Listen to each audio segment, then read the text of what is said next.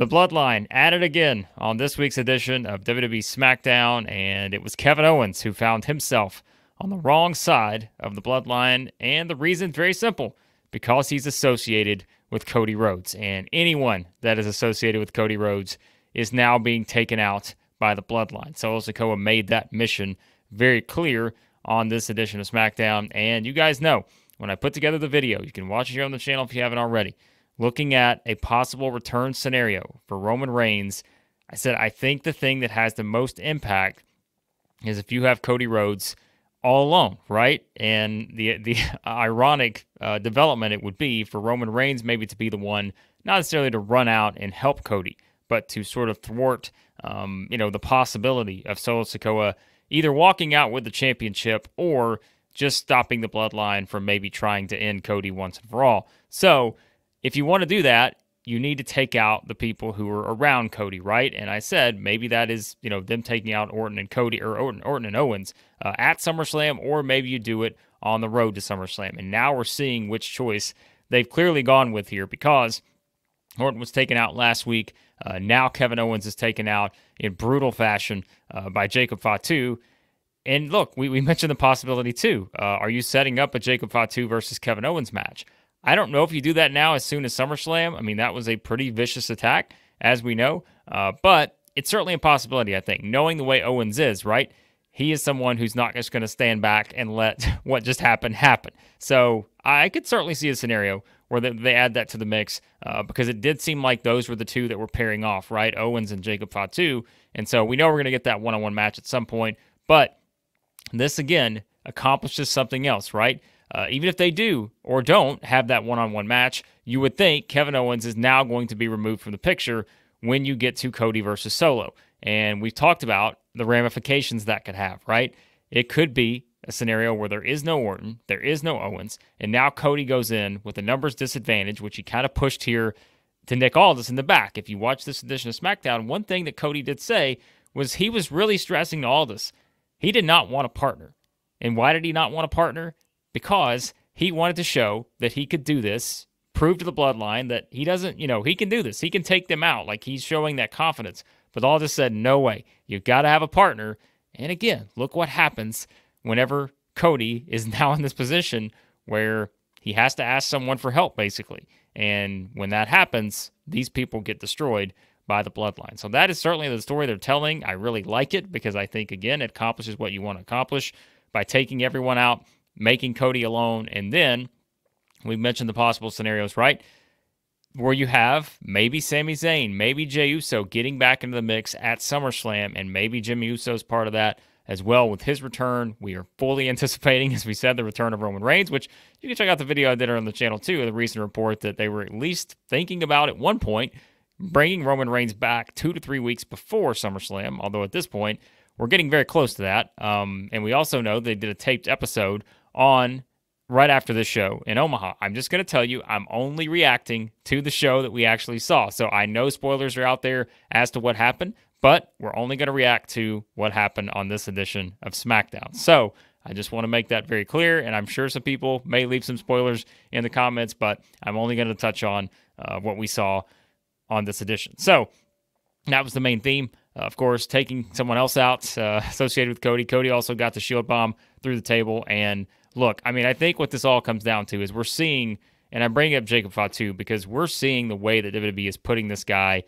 into this thing, right? You see all the camera shots they do on Jacob Fatu, and they get all the visuals of this guy just looking like an absolute maniac. And it's working because it is pushing the fact that he is the most dangerous part of this equation. And so even though Solo has kind of positioned himself, right, as the tribal chief in his mind, Jacob Fatu is the one that's pushed as the most dangerous part of this whole thing. And so I think what that does, and you guys also know, I mentioned this when he debuted, I think it's very clear, like there is a possibility down the road, and it's probably much further down the road, where you do have, kind of one of those things where Jacob Fatu is kind of the person that anyone wants on their side, because you don't want this guy opposing you, because we see why, right? And so could you see a situation where, let's say, The Rock is sort of unveiled as the person that's pulling all the strings here at the very, very top, And then maybe it's Jacob Fatu who overthrows Solo at some point, just because, again, he is kind of the one. And you see why now. Remember, all the things we talked about a WWE was maybe a little concerned that Jacob Fatu was going to overshadow Solo. I'd say for some people that's already happened. And again, it's just the way they're pushing him. They are pushing him as this unstoppable force. And I don't think that's going to be good for Kevin Owens if they do have that one-on-one match. But you also now know that you have the potential one-on-one opportunities with Jacob Fatu and Cody Rhodes, Jacob Fatu and Roman Reigns, and many other combinations probably. So I think that's kind of something that stands out with this whole thing. But yeah, like I really am looking at this and seeing, certainly the possibility for way down the road. They have something bigger in mind for Jacob Fatu, even though right now, I mean, this guy is just he's a force. So that is definitely, once again, on display on SmackDown. And yes, it is the Bloodline putting Cody through the table, taking out Kevin Owens, and they are standing tall only a couple weeks away now from SummerSlam. But that was certainly kind of the leading theme on this edition of SmackDown, as you did have, that big development and, Solo just continuing to kind of push his power within the Bloodline. And as we went off the air, you guys heard it. We want Roman, we want Roman, we want Roman. Perfect touch to go off the air on SmackDown, knowing that we are getting very close. The return is near for Roman Reigns. No matter when it is near. And we know he's going to be the one that is going to go face-to-face with Solo Sikoa at some point to settle the business with the Bloodline. But elsewhere on this edition of SmackDown, another theme, you had Michin sort of score the upset victory over Tiffany Stratton in this one. And I know saw a lot of people, oh boy, they're back at it again. The person who wins the briefcase always loses afterwards. I don't know why that WWE trope has always existed. But for whatever reason, they want you to think that the person who has the briefcase just, don't think about them. But I don't think this will necessarily be the same way it was in the past, where you're just going to see Tiffany Stratton losing every week. There was clearly a reason for it here. And that was to set up the tag team match we're going to get next week. It is going to be Bayley and Michin taking on Nia Jax and Tiffany Stratton. Kind of just that thing where you're going to set up that scenario where, all right, one team gets the upper hand heading into SummerSlam with that one-on-one match between Bayley and Nia Jax. So, I think that was, one of those things where I'm not coming out of this thinking that Tiffany Stratton's just done for because she got pinned in a roll-up after a distraction. Like, she'll be fine. She's got the briefcase, and like we said, I think at least they're continuing to push the idea that, that there is kind of that fascination with what is she going to do depending on what happens with Bayley and Nia Jax. I would think they're going to really push that even more over the next couple weeks to kind of, point out that, hey, obviously that's the title match, but you have the person who could be the title holder in Tiffany Stratton if she cashes in, standing right there in between, right? And so she's there for all that. So I think they'll certainly play with that dynamic a bit heading into it. But, this was just kind of your basic, you had the face-to-face interview on the screen, not actually in the arena, or in the ring, but you had the face-to-face with Bayley and Nia Jax. You didn't get a whole lot out of that, I thought. Bayley bringing up that Nia Jax is clumsy and reckless. I think that was the phrase she used, which did not make Nia happy. So I like, though, that they're doing more of that sports-type presentation stuff, which, again, they've been doing for a while now. But I like kind of doing the interviews in that style versus just having two people in the ring holding a microphone talking to each other. So that was a little bit different, and I like the way they did that with those two. LA Knight and Logan Paul finally got the contract signed. So we know these two are officially going to duke it out at SummerSlam for the United States title. And, that was kind of expected, right? It was just sort of delaying the inevitable here. And then, Logan Paul tries to attack LA Knight from behind. Didn't really work out too well for him. But, that's your setup now for this heading into SummerSlam. And we know this will be one of the marquee matches, not just because it is for the United States title, but because it does involve LA Knight and Logan Paul in Cleveland. And we know, kind of the importance of that for Logan Paul being in his hometown. So I think, again, there's a lot of possibilities with what they can do with this match, but I still am of the opinion, and we'll have our official SummerSlam predictions coming up soon, but I'm just still of the opinion this is where you make the switch to LA Knight, and it seems like, they're certainly heading in that direction. It's SummerSlam, one of the biggest shows of the year. This is a great opportunity to get him that first big championship win, moving forward. And I think that's probably what we're headed towards. But yeah, I didn't not a lot else to this other than just getting the contract signed. Nick Aldis trying to play peacemaker, but as we know, if you're Nick Aldis or Adam Pearce right now, good luck, because you can only do so much. And so both these guys having really big problems in containing sort of everyone on their respective brands on Raw and SmackDown right now. So, again, we got the contract signed. We know we're getting that match. And so that was set up there. Everything else kind of played up here. Andrade and Carmelo had a good match. Andrade gets a win. We talked about last week that, we wanted to see, is it going to go just beyond the matches, right? Is it going to just go beyond these two having this match, whoever wins, coming out of it, what's the story? And so we'll see what the story is for both. Like, we don't really know that just yet, but what is kind of next for Andrade after getting a big win like that? What's next for Carmelo? They did kind of do the camera zoom in on his face, kind of dejected after the match. So you've got some stories to tell with both of these, but it does still feel like these are two guys who are kind of in the holding pattern, but you also had commentary push during this match that, it's really all about people trying to rise to the occasion as we head towards SummerSlam and beyond. So again, you would think there's some bigger plans for both of these two after SummerSlam.